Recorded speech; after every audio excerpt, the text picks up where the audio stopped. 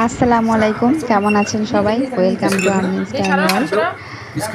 সবার বাসার বাহিরের কাছে দূরে যারা কে কোথায় কেমন আছেন জানাবেন।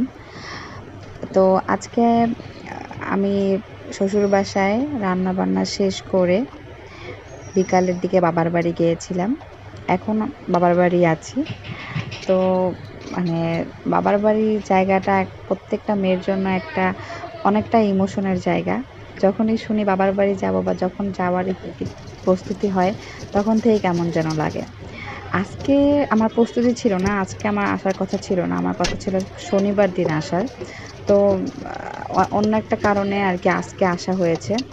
তো সকালবেলা গরুর মাংস হাতে মাখিয়ে বসিয়ে দিলাম। তারপর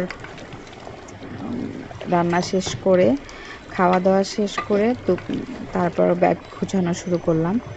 গোছগাছ শেষ করে পরে আমাদের বের হতে ৬টা বেজে গেছে। তো এইখানে আমি দুন্দুল কেটে নিচ্ছি। আজকে দুন্দুল দিয়ে চিংড়ি মাছ, গরুর মাংস আর পাতলা ডাল রান্না করেছি।